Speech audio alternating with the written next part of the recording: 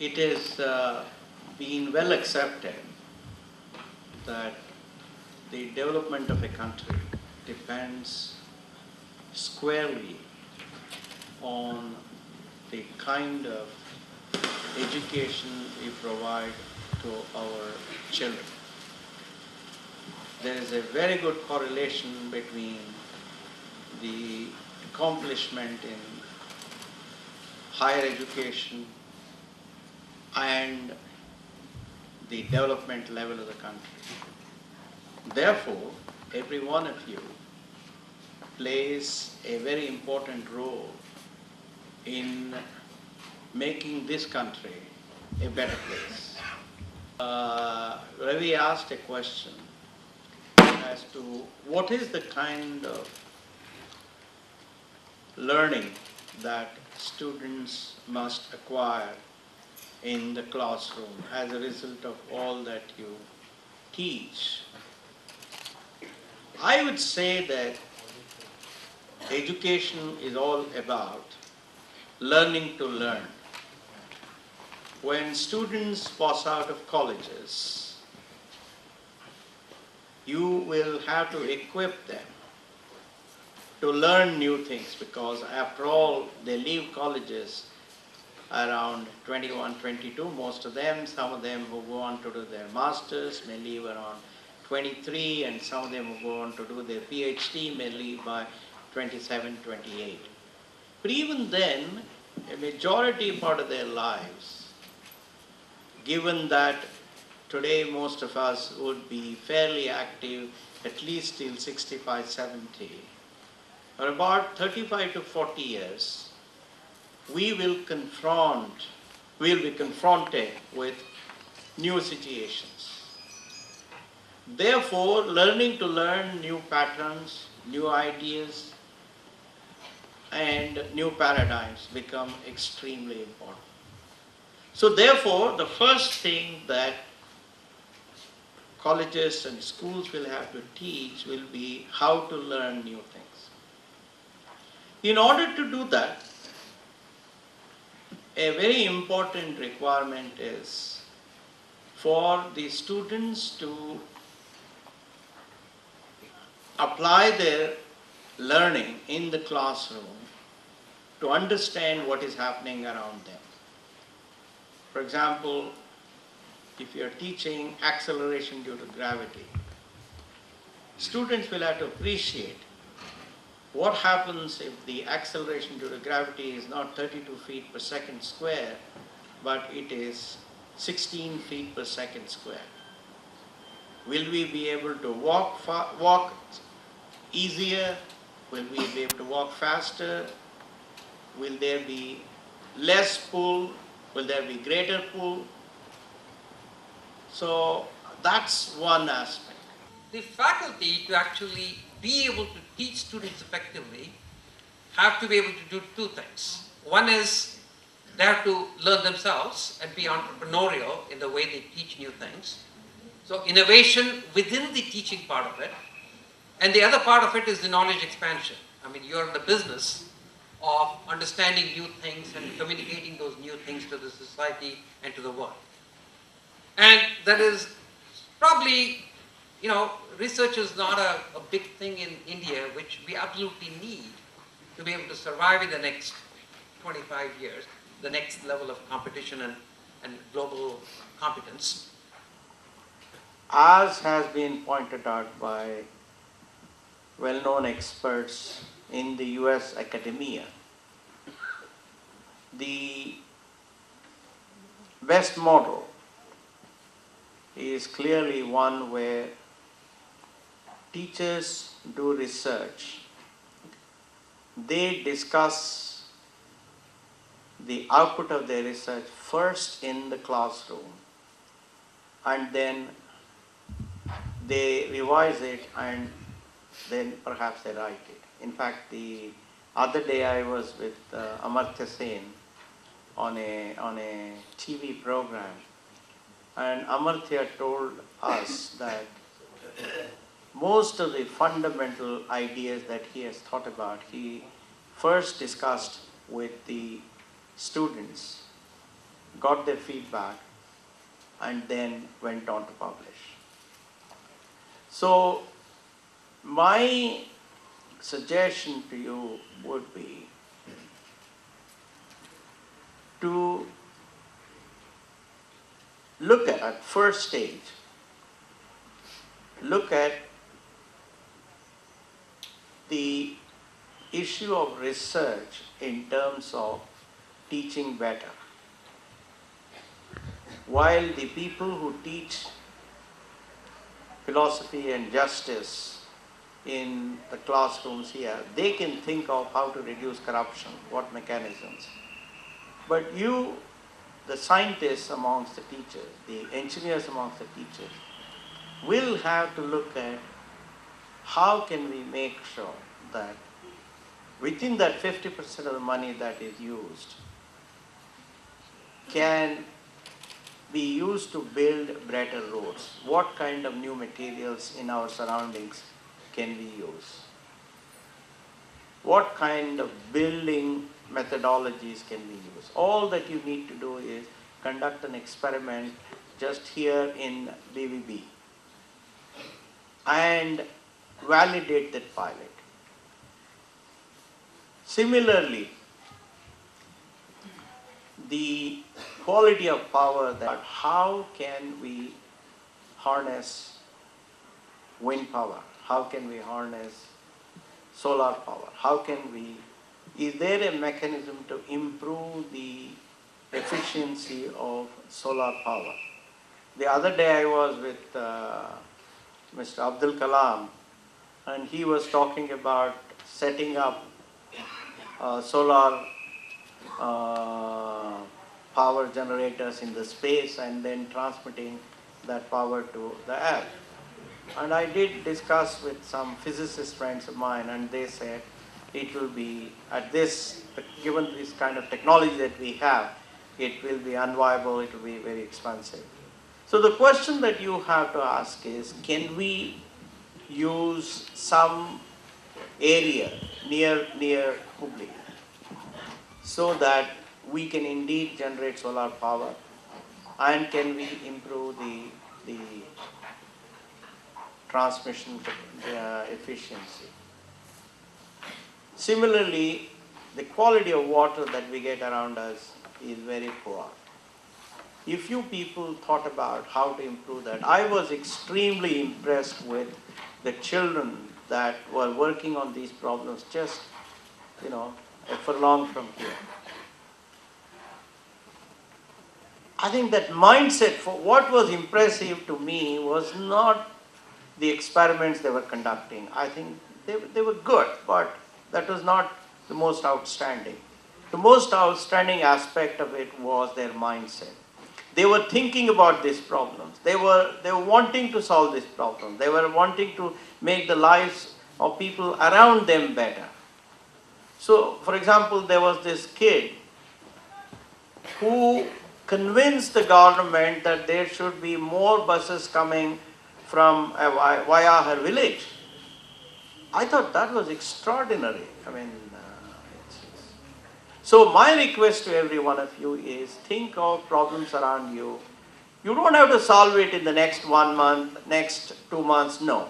Start thinking, start discussing in the classroom. What is it that we can do? What kind of new material can we use? What kind of new methods of energy production can we use? What kind of methods we can use to provide better water? What material, food can we provide to children to improve their nutrition? So if you start thinking on these questions, and as part of your classrooms, if you can involve students in understanding some of that, I do believe that you would have brought in the power of research into your classrooms. And by bringing the power of research into the classroom, you would have opened up the minds of thousands of youngsters and enhanced their curiosity, changed their mindset. And I think the contribution you can make through that will be extraordinary. In the whole process of education, content is not a challenge. Like the kind of learning experience we create for the children, for the student, is a real challenge in Indian context. Because most of the learning we think happens through the lectures. So that process we started, how each teacher can innovate within his own teaching area so that he delivers a better value to the student or better learning experience to the student. Supposing many of you say our principal is the biggest constraint. Some people feel like that. Then, if you people did that, if you people acted a day as if there is no constraint, the principal will very grudgingly accept that. You do it for a week, it becomes the norm. Of course, you can't do anything illegal. That is, that's different. You can't do anything unethical.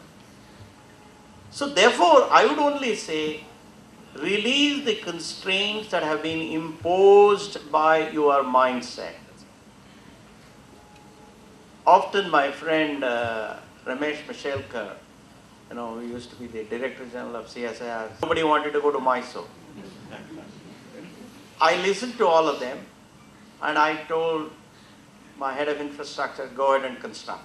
I will take responsibility. When we completed the building, we automatically started hiring new faculty for Mysore. Then these people felt they were going to lose out. Then they said, no, we will manage. We will go twice a week, 3 times a week, not a problem. We'll go in the morning and come back in the evening. And today they all tell me they had a great vision. I would tell no great vision, nothing. It was just determination to do what was possible. So therefore, please don't listen to naysayers around you. Rise above those naysayers. Overcome the limitations of your mindset by conducting a pilot experiment, and then everybody will accept that.